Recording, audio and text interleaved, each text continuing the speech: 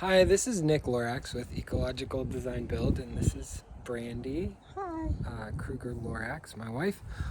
Today we are working on this shed that's here behind us, putting up some salvaged metal siding off of, this was scraps off of another job we were working on. So I'm going to walk you through the process here. So this metal siding, this is called board and batten siding, and there's a few different trim pieces that are involved to make this nice and watertight. So down here we have what's called a rat guard. So that goes under and seals up the bottom edge of the metal so that things can't climb in there. On this side we have a piece of J trim, and then that's also what's here. And then up on this top edge is a J trim as well.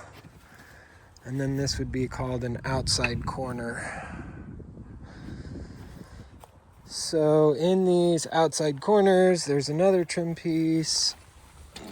This is called a starter piece. Looks like that.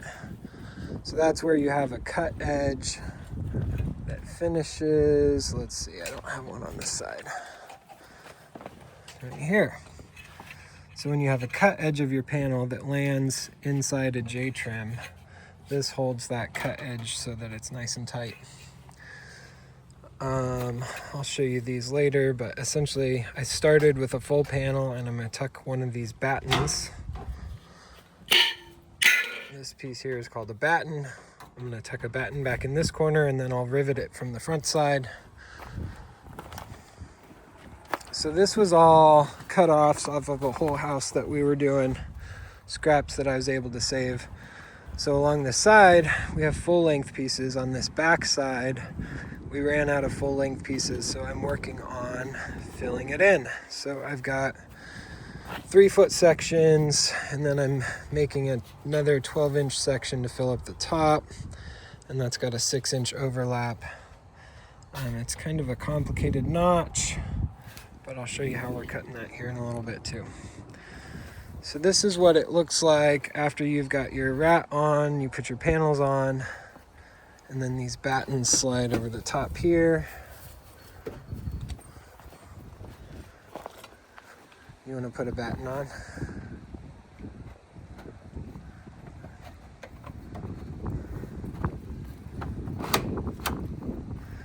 Battens just slide right into place. So this is a really great siding system for your house. It's super watertight, really long lasting, very low maintenance. So when cutting this metal, it's really important to wear personal protective equipment. Hearing protection and face shield is what I prefer.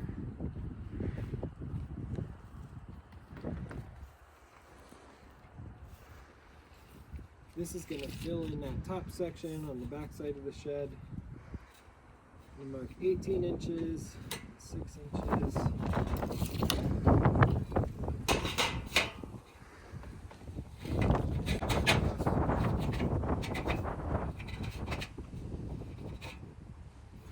This is a 1/2-inch angle grinder with a metal cutting blade on it.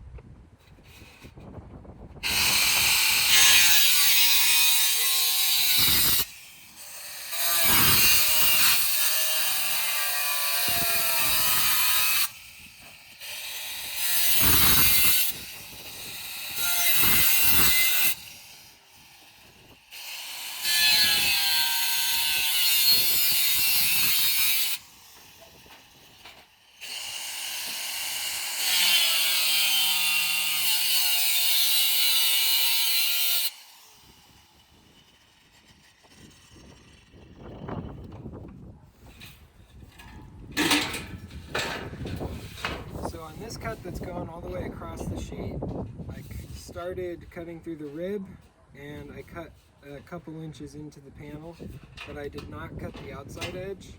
That keeps the panel intact while you're cutting it so it doesn't get away from you and catch an edge. On this lower section, this is going to be the overlap. I just cut through that rib because I want to leave as much of that panel intact as I can on the inside.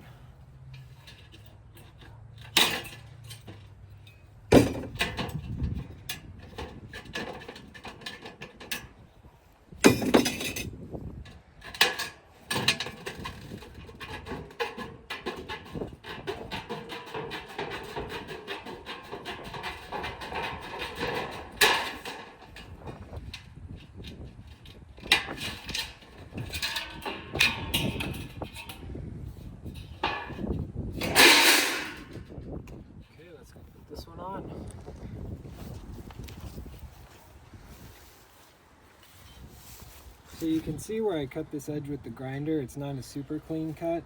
I could clean that up with my snips, but I'm actually going to leave that. I'm hoping the batten's going to cover most of that. If I clean it up with my snips, I'll end up taking a little more out of it, and I'd rather have it further towards the edge than clean.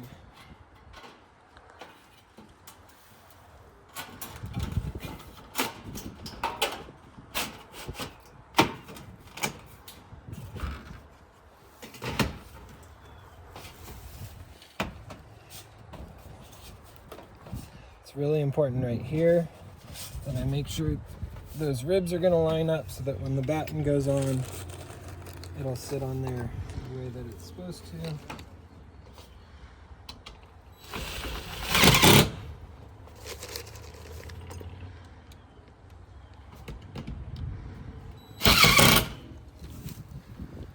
That's it. Here Brandy's cutting these battens. So she's got a mark there. She's going to cut on either side of the mark.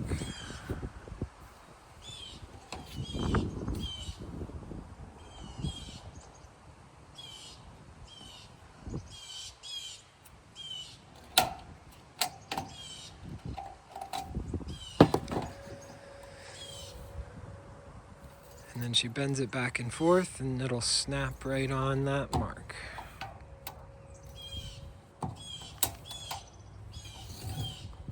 So under the stairs, I'm going to do something a little different. I'm going to just take a center section out of one of the panels and mount that as flat stock so that I can remount the ramp going up to the deck. So I've got a piece of this starter trim here. I'm going to use this crown stapler with 1-inch galvanized staples. I'm going to put this up here. Shoot, that's not going to work yet. Okay. Plan B. So there's 2 layers of metal here, so I'm not going to be able to staple through both those layers. So instead, I'm going to take my impact with a metal bit in it.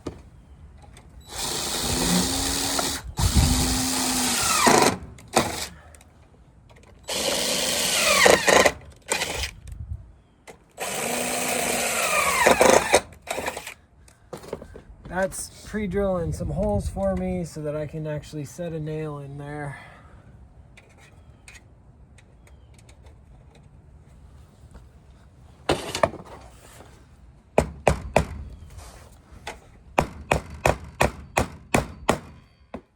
These are just galvanized roofing nails.